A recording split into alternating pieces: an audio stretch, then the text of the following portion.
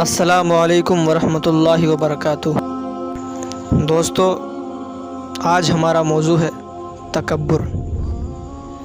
تکبر انسان کو تباہ و برباد کر دیتا ہے۔ لوگوں کے ساتھ ملاقات کے وقت آپ کا چہرہ کھلا ہونا چاہیے، چہرے پر خشونت، چہرے پر رعونت، چہرے پر سرکشی کے آثار، تکبر اور غرور کے آثار یہ کسی بھی انسان کو زیبا نہیں دیتے۔ تکبر صرف اللہ کی شان ہے اور اس کے اسماء مبارکہ میں ایک اسم مبارک متکبر ہے۔ الکبریاء ردائی، کہا کبریائی میری چادر ہے، اور جو مجھ سے میری چادر چھیننا چاہے گا میں اس کو جہنم کی آگ میں ڈالوں گا۔ اس کائنات میں ہونے والا پہلا جرم تکبر ہے۔ جب ابلیس کو حضرت آدم علیہ السلام کے سامنے سجدہ کرنے کا حکم دیا گیا تو اس نے کہا میں تو سجدہ نہیں کروں گا۔ ابا واستکبر وکان من الکافرین، اس نے انکار کیا تکبر کی وجہ سے، اور تکبر رائی کے دانے کے برابر بھی اللہ کو پسند نہیں ہے۔ اور قیامت کے دن جب لوگ سور اسرافیل سے آغوش موت میں ہوں گے تو اللہ تعالیٰ جل شانہ لوگوں سے خطاب کرے گا، تو اس میں ایک جملہ یہ ہے کہ این المتکبر، تکبر کرنے والے کہاں ہیں؟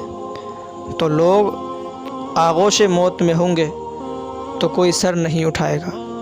اللہ فرمائے گا این الملوک، بادشاہ کہاں ہیں؟ کیونکہ زیادہ تکبر بادشاہوں میں اور حکمرانوں میں ہوتا ہے۔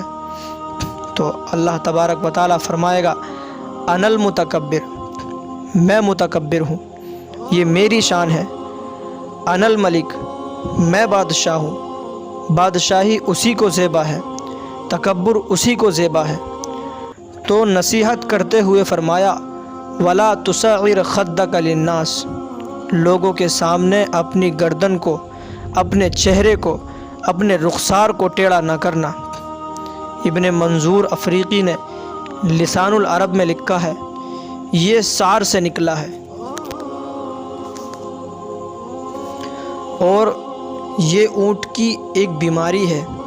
جس طرح بندوں کو لقوہ ہو جاتا ہے اور اس کا منہ ٹیڑھا ہو جاتا ہے تو اونٹ کو ایک بیماری لگتی ہے، تو جب وہ بیماری اس کو لگ جاتی ہے تو اس کی گردن ٹیڑھی ہو جاتی ہے۔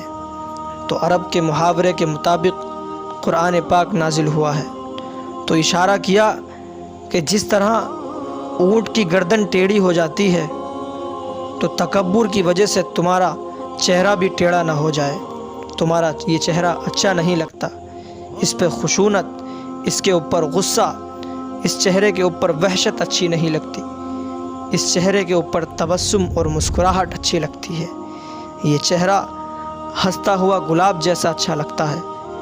تو اپنے رخسار کو ٹیڑھا نہ کرو، اپنے لہجوں کو خوبصورت بناؤ، آنے والے لوگوں سے خندہ پیشانی سے ملو، اور لوگوں کے ساتھ تمہارے رویوں کی خوبصورتی تمہارے چہروں سے دکھائی دے۔ وقار کے ساتھ، ادب کے ساتھ، محبت کے ساتھ لوگوں کے ساتھ پیش آؤ۔ السلام علیکم ورحمۃ اللہ۔